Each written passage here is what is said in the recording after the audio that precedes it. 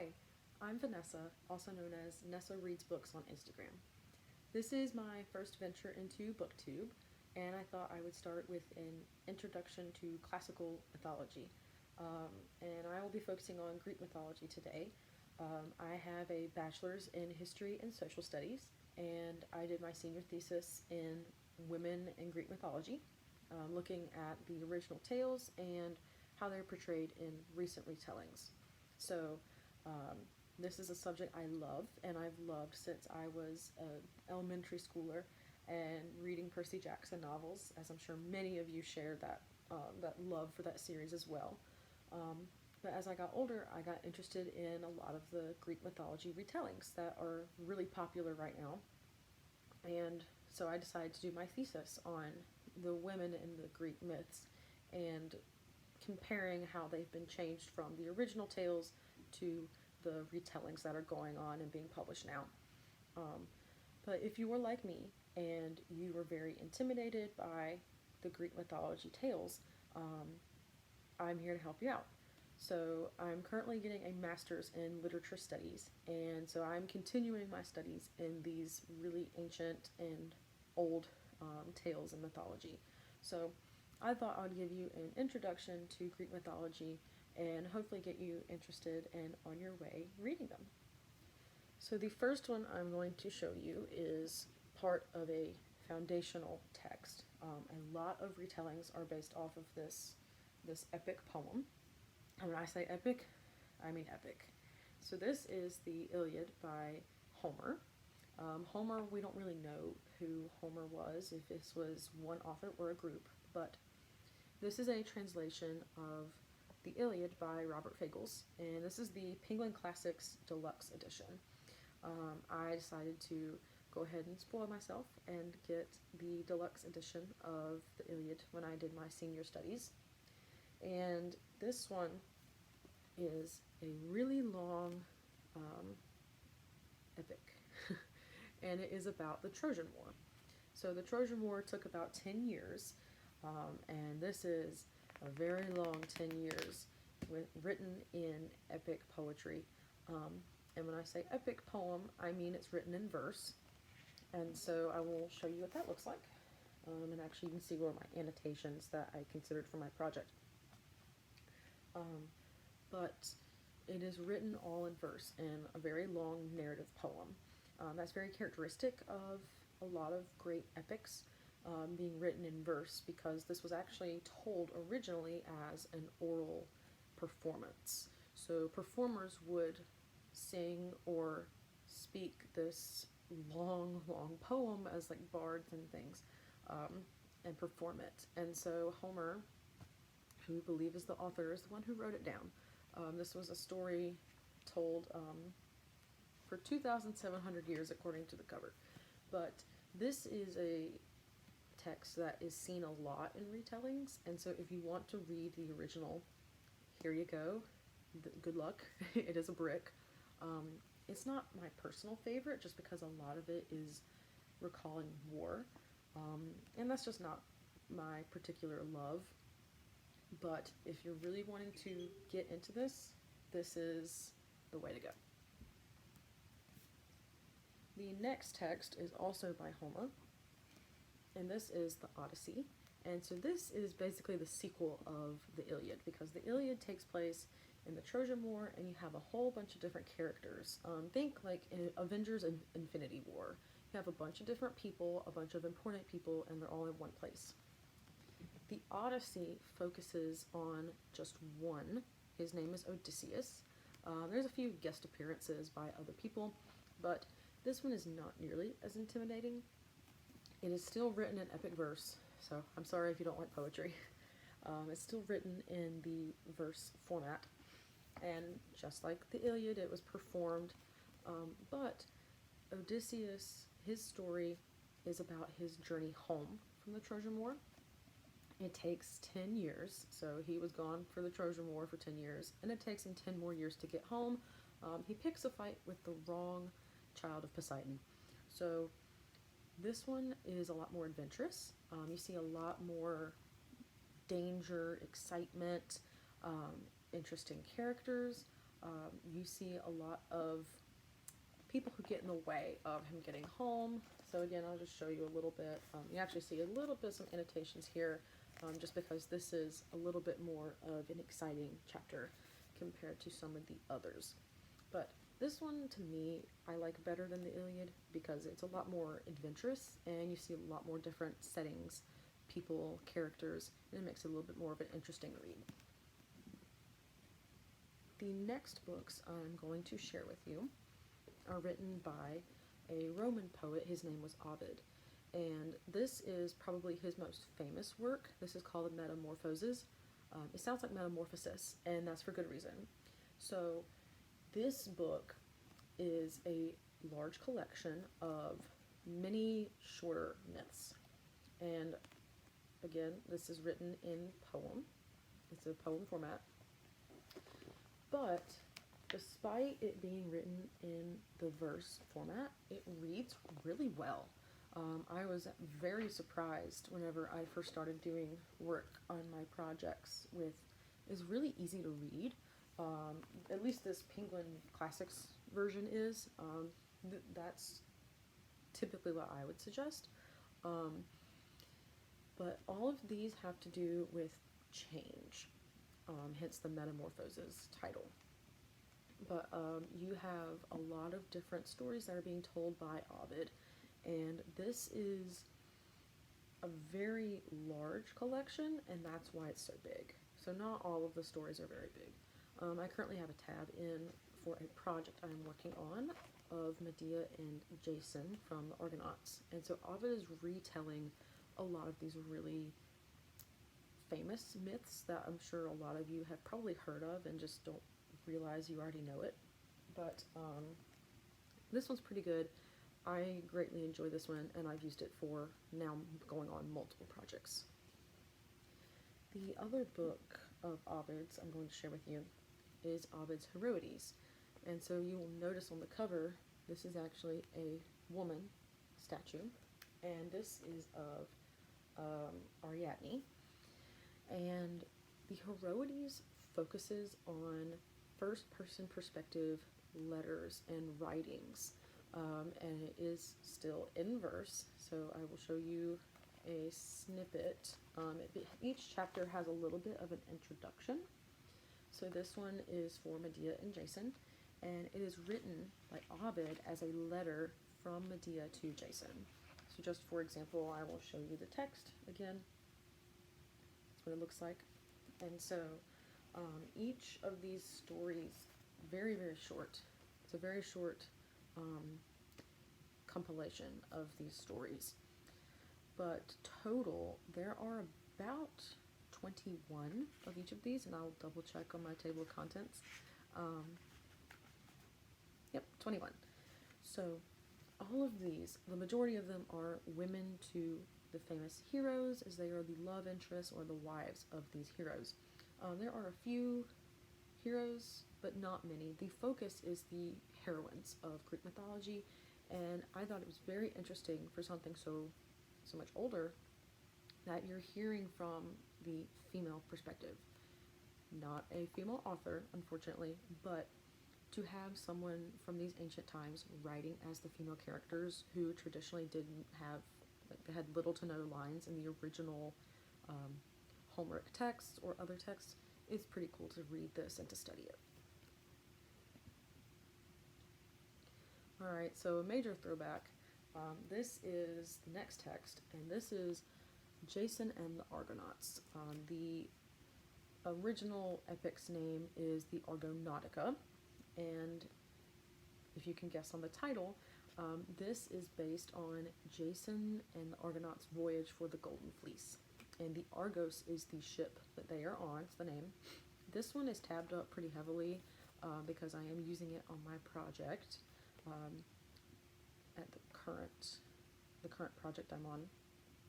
And this one is by, I will probably butcher the name. I really don't know for sure how it's pronounced, but he's dead. What's he gonna do? Apollonius of Rhodes. And this one is a little bit different. So this was written in the 3rd century BCE in Alexandria. So a little bit different. We don't know a whole lot about Homer, and not much more really is known about Ovid, but for us to be able to have a time and a date on this is pretty cool. This is actually the newest translation of 2023 and is translated by Aaron Pushigan. I hope I pronounced his name right, but I am currently using this one for my project, hence all the tabs, and mostly where Medea is involved. But it's a little bit less adventurous and exciting as the Odyssey, but it is comparable to that type of story. He's on a quest, and it follows the type of quest situations and whatnot. And again, this one is in verse, so following the tradition of being written in verse versus being written in a prose narrative. And the next book I have for you is almost like a sequel to the Argonauts. This is Euripides' Medea and Other Plays, and other Penguin classics, if you've noticed a trend. But this is a set of plays by Euripides, so this is a little bit different. Medea is probably the most famous work from Euripides, but he also has Hekabe, Electra, and Heracles, all included in this edition that I have here. And I have a lot tabbed up for Medea. This one is written as a drama, as a play, so you do have the distinguished, this character's speaking, this character's the one who's talking. Let's see, I'll show you a page. This is where I've stopped. But it's still written in verse, and since it is being performed, it makes sense for it to be written in verse. This one, if you don't care for plays, it has not been bad. It's not perhaps my favorite to read. Plays can feel a little bit harder to read for me personally, but for my project, it's been pretty good, and I really love hearing more about Medea and her perspective and her feelings compared to what you are typically not hearing a whole lot from her in Jason and the Argonauts. So it's been refreshing, and again, a very classical text, and so this one is probably the most famous portrayal of Medea. And let's see, I believe Electra is also another famous character from this set from Euripides. But anyway, if you want to see a little bit more of the women and a bit more tragedy, here you go. This is going to be your next best bet. Alright, and then the last classical text that I have for you is much newer than the original written tales that I've been showing you. This is Edith Hamilton's Mythology, and this was published about 1950, give or take, and I can tell you an exact date in a moment. 1942, that's the copyright, and I have a tab on Medea. This is great if you are completely intimidated by the epic poems, the written in verse, or a play. This has a whole lot of myths condensed into one small package, and so just looking at the table of contents, you can see you have a lot of different stories being summarized and written in a prose narrative. I mean, it just goes on and on. And then personally, what I like about this in particular is that there are illustrations in the book as well. And so for me, whenever I'm reading nonfiction, sometimes it's really nice to have a little bit of some illustrations thrown in there for good measure. And it just helps with the visualization. And for something as fantastical as Greek mythology, it's really nice to have some illustrations. This is the newer cover. There's a whole bunch of other covers out there. This is just the newer version of this novel, of this collection of stories. And so it looks like really thick, but it's also really tiny. Let's see, I'll give you a page count. And you definitely don't have to read all of it. That's the really nice thing about it. You don't have to read the whole thing through to get the whole story. A lot of these stories are very much condensed into only a few pages. So this is $4.95. That's including index, notes, illustrations.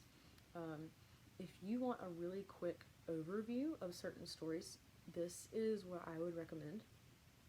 I don't love this particular collection.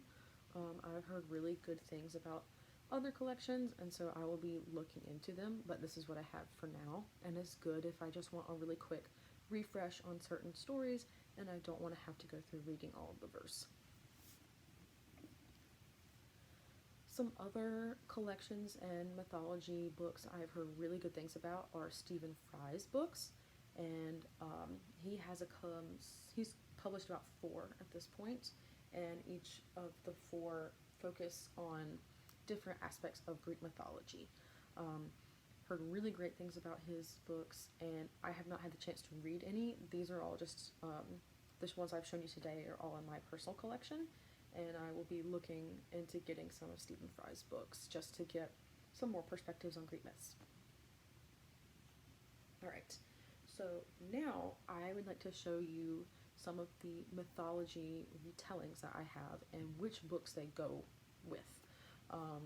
The first one I will be showing you is the Song of Achilles, and I have the anniversary editions up here on my shelf of the Song of Achilles and Circe, both by Madeline Miller, but I'm going to show you the cover that's most common, and this is the Song of Achilles US cover. You can see I have tabbed this baby up, and I was working my way through a reread, and that's where I stopped. But this is a story about Achilles, who is known as the most famous warrior of all time in Greek mythology, and he unfortunately died during the Trojan War. That's where you get the Achilles heel from. And so he is going to go along with the Iliad. Now, this one is a lot more approachable, and there's a bit more background because the Iliad is everyone involved in the war. Achilles is probably the most famous, or one of the most famous names from the Iliad. The Song of Achilles does have these guest stars involved, but Achilles and his brother-in-arms, Patroclus, are the most famous in this grouping. And what Madeline Miller does is she puts a little romantic twist on this, and so this is more of a love story between Achilles and Patroclus. So if you like MLM relationships in your books, this is probably one of the most popular versions of this. And I think all of my kind of pinkish tabs were the beginnings of annotating it for those reasons. It's a very poetic novel, and this is Madeline Miller's first. This is her first of her Greek mythology books. So this one is probably the most famous and most read. You can see it was the winner of the Orange Prize in Fiction, and I believe it has already hit the 5-year anniversary, and actually probably more now, because that was the 5th-year anniversary of the Song of Achilles. But if you are trying to get into the Greek mythology retellings, this one is probably the most famous, and you probably have heard the most about it. Another book that is a retelling of the Iliad is The Silence of the Girls, and this is by Pat Barker. This one is a pretty quick read, I would say. I read it for my project. And this one also has some annotations in it, and this one is focused on the women of the Trojan War, the women who were taken from Troy and forced to be on the Greek camp on the beach, and forced into servitude, slavery, sex, slaves essentially, and amongst other things. And so it's a very interesting retelling. It is traumatic. It's more focused on the negative impacts of war and how the women are essentially being forced into leaving their home, knowing all the men in their lives are dying. And so, if you couldn't tell by the cover, it is a bit more serious of a novel than The Song of Achilles is. It was good for my project, and I really did enjoy this read. This one was a 5-star read for me. And I'm looking forward to getting the Women of Troy, and I believe there's another Pat Barker novel on the way, also going into the Trojan War and the impacts of it, and now we'll probably be getting that one too. This one was shortlisted for the Women's Prize for Fiction in 2019, so pretty good novel. If you want to see more serious side of the women's side of things, then this is a good book for you. The last Iliad retelling I have for you is called A Thousand Ships. This is by Natalie Haynes, and this one focuses as well on the women of the Trojan War. Now, with Pat Barker's book, it focuses, you have one narrator. This one is Briseis, and she is the specific captured woman who is sent to live with Achilles, and she is his prized pick. And so you just have this one perspective with Barker's novel. With Haynes, you get to see a lot more of the women. Just a few to name: Helen, Penelope, Briseis as well, and even some of the muses, which are some minor creative goddesses in Greek mythology. But this one is a pretty good book. I used it for my project and I enjoyed it. I also just really love the cover. I feel like it's very creative. And this one was also shortlisted for the Women's Prize for Fiction. So they are in great company if this is something that you would want to be interested in reading. The next book I have for you is Circe, and this is also by Madeline Miller. This is the United States cover. I will get the UK cover just so you can see it because I love it. So this is the UK cover. Wonderful novel. This was actually the very first novel that got me back into reading as a college student. I was about to enter my junior year over the summer. 5-star read for me. I reread it a few times. It's 5 stars just every single time I read it, and it's really what inspired my Greek mythology project to focus on women and the retellings, because we had the Song of Achilles, but I really feel like this was a novel that kind of spurred the movement towards retelling, specifically focusing on women. So this is a wonderful, wonderful book. I cannot rave any more about it. But this is a retelling of the Odyssey, because Circe is a witch that Odysseus encounters on his way home, and she does not get a whole book this big about her from Homer. She is in one of the chapters, or probably about 3. She doesn't speak a whole lot. It's mostly Odysseus and his heroic encounters and how he triumphs over any evil he should face, including the witch Circe. But this is a great novel for you to get into. It's a lot different than Song of Achilles, so whenever you read it, you cannot go into it with the mindset of this will be another Song of Achilles, because it is different. But I do 100% think this is worth it. I personally liked this a little bit better than the Song of Achilles. It might be because it was focused on a woman, but it's a slower, more elongated novel on Circe's life, and since she's a goddess, it does take place over a very large setting. So if you were interested in some of the Odyssey retellings, this is the first one I will point you towards, and probably the most famous Odyssey retelling going on that's being published out there. Now, for some of the Ovid retellings, first one I have for you is Stone Blind by Natalie Haynes. So another beautiful cover. This is the UK cover. I didn't love the United States one, so I got this one from Blackwell's. Shout out to Blackwell's, you're awesome. But this focuses on Medusa, and this is a story that you can read in Ovid's Metamorphoses about Perseus and his heroism, or not, depending on how you feel after you read this. But this includes points of view from Medusa's sisters, as well as some other women involved in the story of Perseus and Medusa. I enjoyed this one. It was not my absolute favorite out of the bunch I studied, but I felt like this one had a lot of character to it because you got to meet so many different characters and women who are all tied into Perseus's story. So yeah, this one's pretty good. I do recommend it. It's probably one of my favorites. And of course, you gotta love a stunning cover at the same time.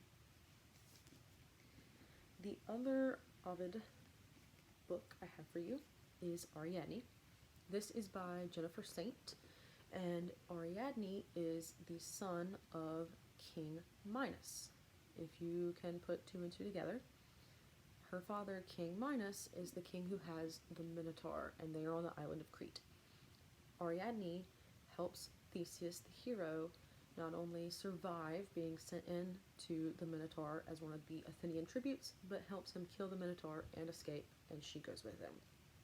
This is the UK cover. I have the US cover. So here's the US cover, and this one was probably about a 4.5 star read for me.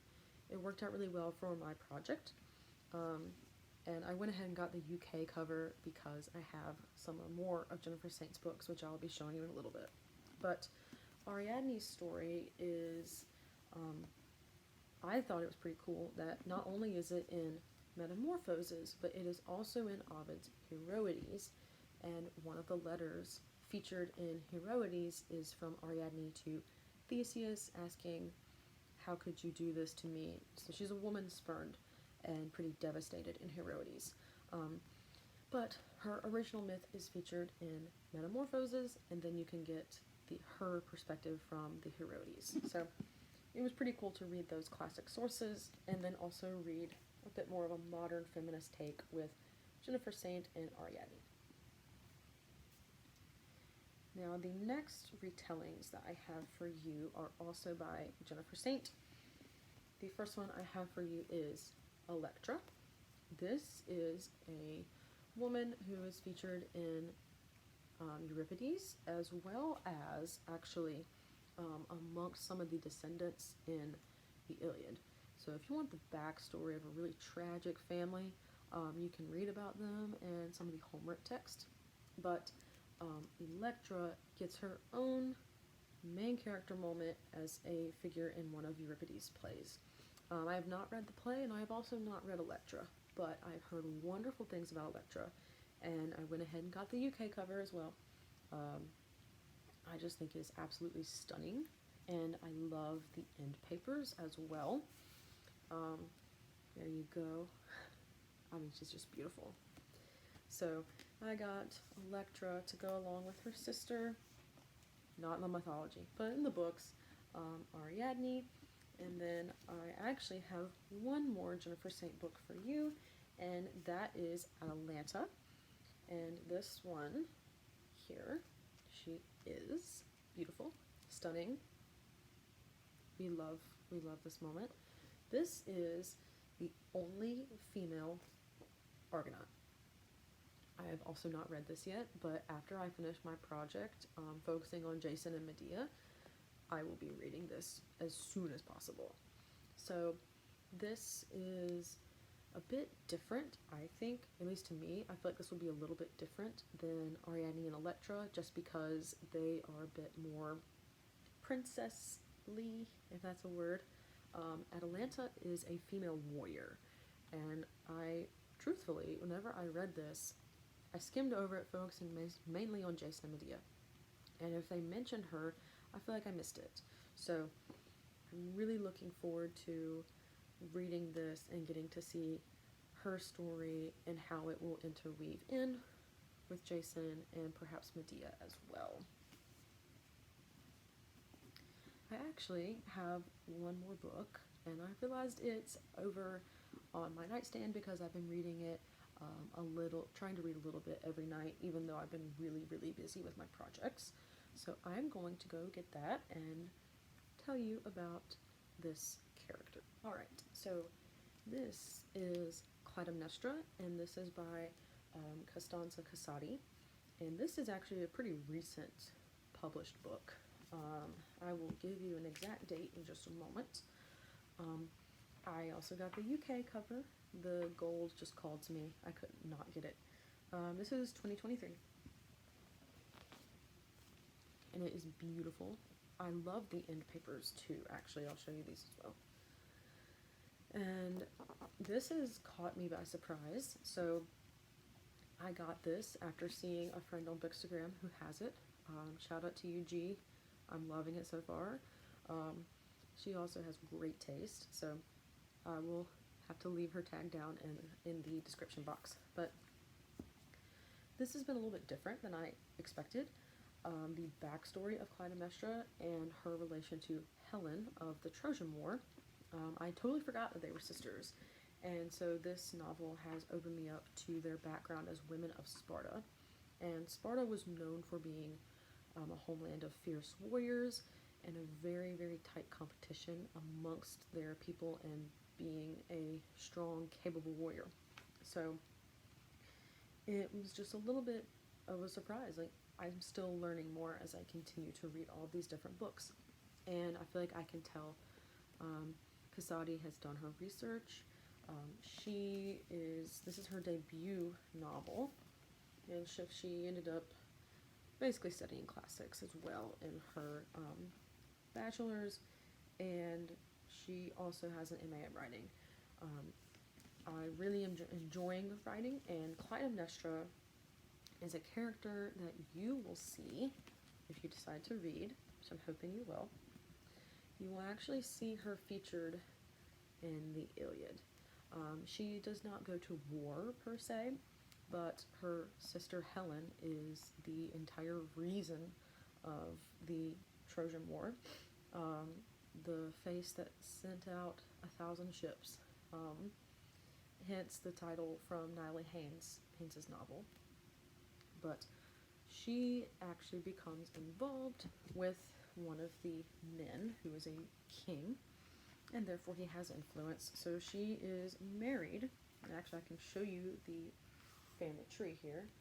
Clytemnestra is right here, kind of the bigger box, and she is married to Agamemnon, who is one of the key rulers involved in the Trojan War.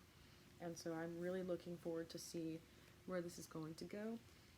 The subtitle here is Mother, Monarch, Murderer, Magnificent. And so I know where she's involved, but I'm not going to spoil it for you if you have not heard of her yet. I'm really excited about this retelling just because I feel like she can kind of get glossed over just because there are so many retellings on the Iliad that focus on Helen, because she is, after all, the whisked away wife who is stolen away by Paris of Troy. And some of the other retellings, Ariadne with the Minotaur, very famous myth, and Medusa, of course, from Perseus's tale. I feel like those myths can kind of overshadow some of these smaller aspects of the Iliad and the Odyssey. So overall, I'm really looking forward to this one and seeing how Casati's tale of this plays out. So that is all I have for you today. This was much longer than I was anticipating, but hopefully you got something really good out of it, and maybe you have found your next classical Greek myth read, or maybe a new retelling that you were interested in reading on your own time. So I hope you enjoyed. Please like, comment, subscribe. I would love to talk to you guys if you have any questions about these books, even though I've been rambling on about them for a hot minute. But any of these books at all, questions or comments, or even, is there something else out there, I would love. So that is all I have for you today. This was much longer than I was anticipating, but hopefully you got something really good out of it, and maybe you have found your next classical Greek myth read, or maybe a new retelling that you were interested in reading on your own time. So I hope you enjoyed. Please like, comment, subscribe. I would love to talk to you guys if you have any questions about these books, even though I've been rambling on about them for a hot minute. But any of these books at all, questions or comments, or even, is there something else out there, I would love, love, love to talk to you guys. So I hope you enjoyed, and I'll see you in the next one.